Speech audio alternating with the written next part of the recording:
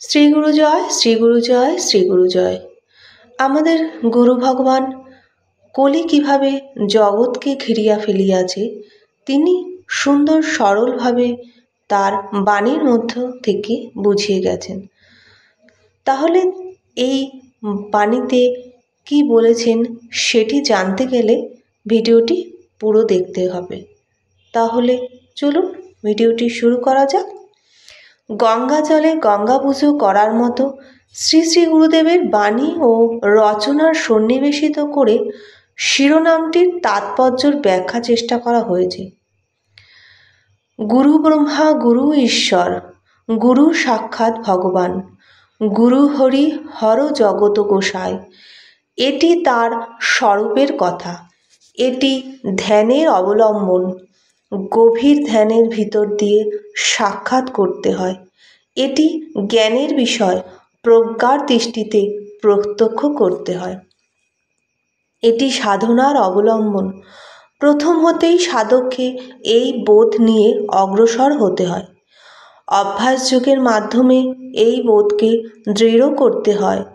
অভ্যাসের পরিপক্কতায় স্বরূপ দর্শন হয়। এই গেল একদিকের কথা, স্বরূপের কথা। গুরুর আরেকটি দিক আছে, সেটি তার ব্যবহারিক দিক, সেটি তার মানুষ রূপের দিক। মানুষিং তনুমাশ্রিতম, এই রূপটিতে তিনি মানুষ। ঈশ্বর হয়েও তিনি মানুষ, শিব হয়েও তিনি জীব, নারায়ণ হয়েও তিনি নর। এই রূপটিতেই তিনি ঝুলন পূর্ণিমার চাঁদ হয়ে মায়ের কোল আলো করেন। দুরন্ত চঞ্চল বালক হয়েও অন্য বালকদের মতো খেলা করেন। যৌবনে চাকরি করেন, অর্থ উপার্জন করেন, বিবাহ করেন, পত্নী প্রেমে মুগ্ধ হন, পত্নী বিয়োগ শোকার্ত হন, মৃত পত্নীকে খুঁজে বেড়ান, পরলোকের রুদ্ধ দরজার অর্গল ভঙ্গ করে। এই রূপটিতেই তিনি নিজের পত্নীকে হারিয়ে জগৎ পিতার পত্নীকে লাভ করার জন্য আকাশ জোড়া হাত বাড়ান।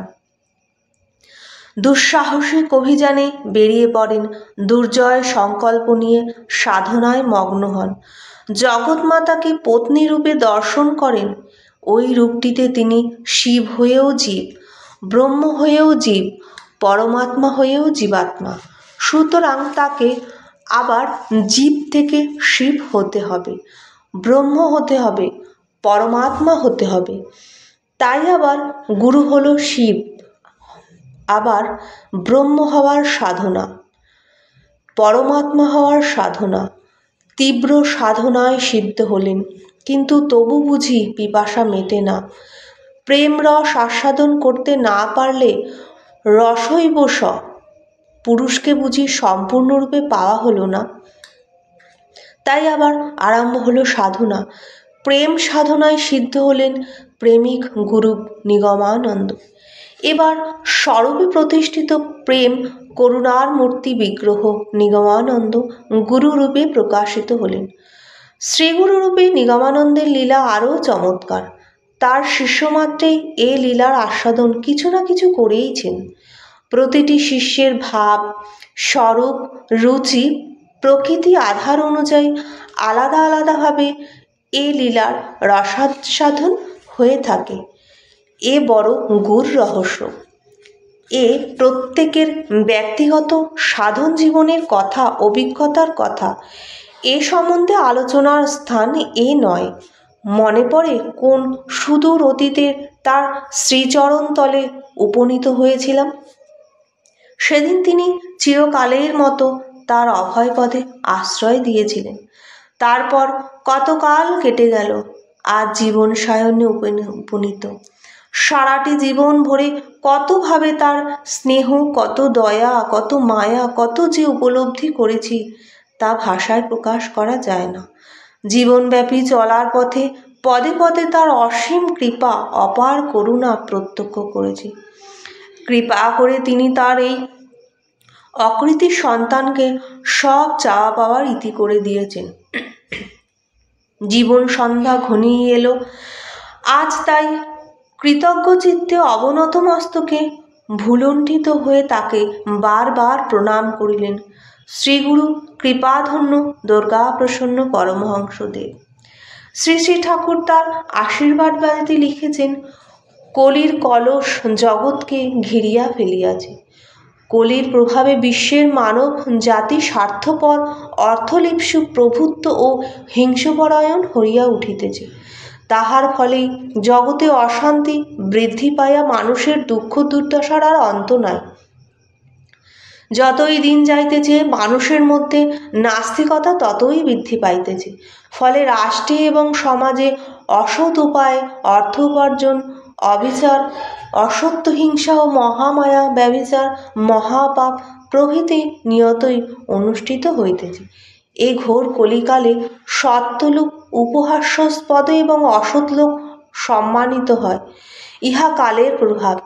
এই কালের প্রভাব মানুষের চিত্ত কলুষিত করিয়া মানুষকে পাপ কার্যে রত হইতে প্রলুব্ধ করে।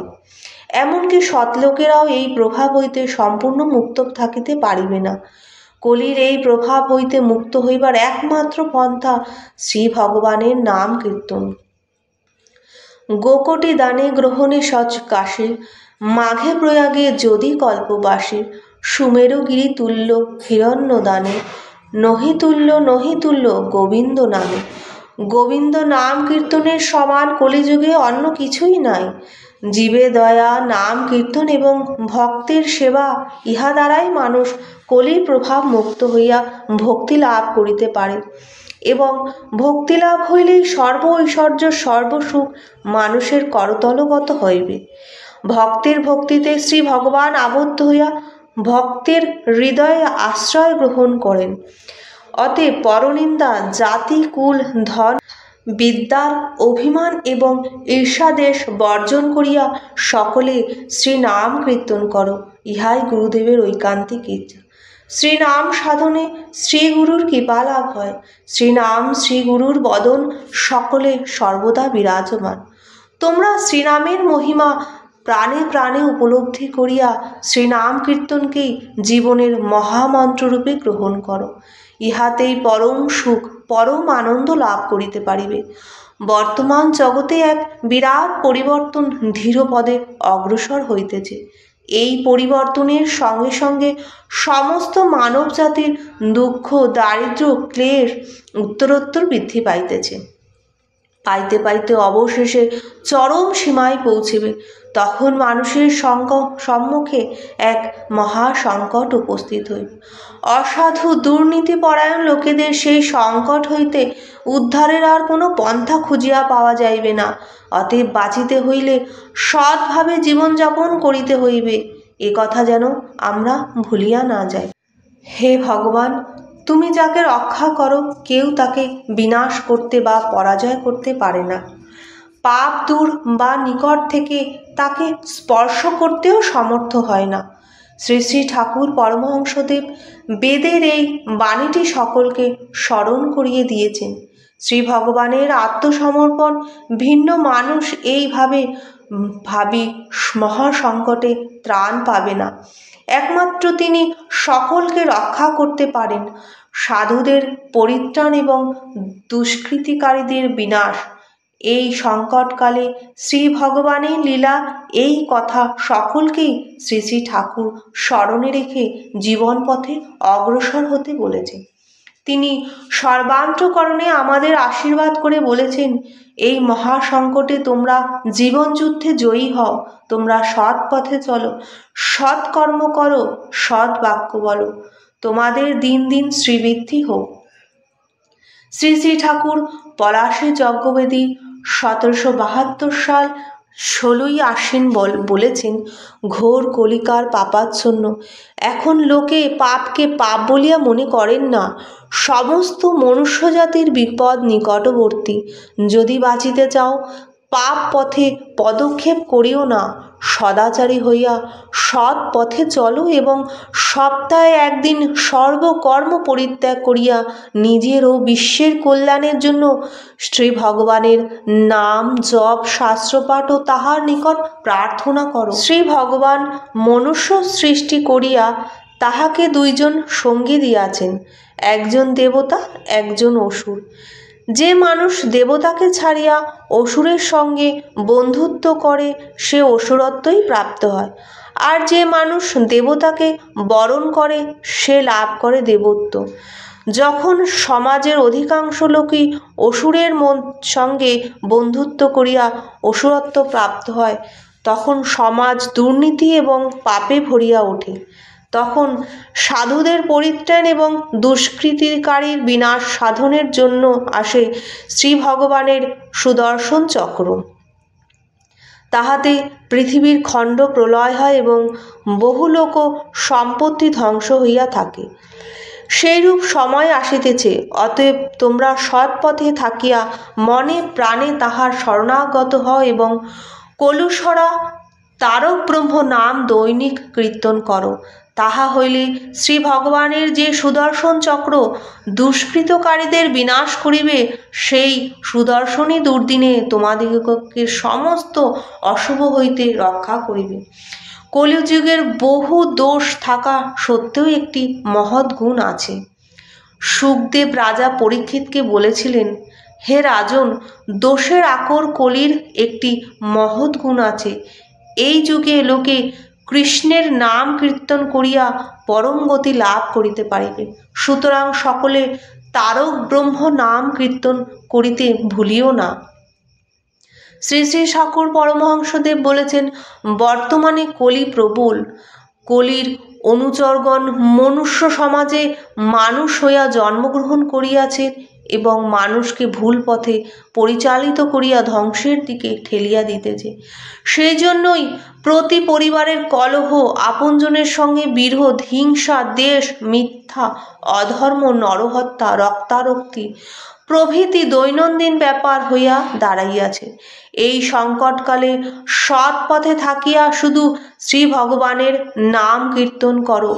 তারক ব্রহ্ম নাম কলির কলুষ সরাও। এই তারক ব্রহ্ম নাম কীর্তন করো, জপ করো, নামের কাছে আত্মসমর্পণ করো। শ্রী ভগবানের শ্রী নামে বিশ্বাস রাখিয়া সেই নাম কীর্তন করিতে করিতে জীবন সংগ্রামে অবতীর্ণ হও। তাহা হইলে বিজয় মাল্য লাভ তোমাদের অবশ্যম্ভাবী হইবে। প্রতি গৃহে প্রত্যহ প্রত্যেক প্রাতে ও সন্ধ্যায় উক্ত নামে 21 বার উচ্চারণ সহ সংকীর্তন করতে বলেছে। কলিযুগে নাম কীর্তনই পরম ধর্ম। নাম সর্বশক্তি সম্পন্ন। নাম জপ ও কীর্তনে জীবের অশেষ বিধ কল্যাণ সাধিত হয়েছে। তহাহি রাধাতন্ত্রে ওং হরে কৃষ্ণ কৃষ্ণ কৃষ্ণ হরে হরে, হরে রাম রাম রাম হরে হরে। ওম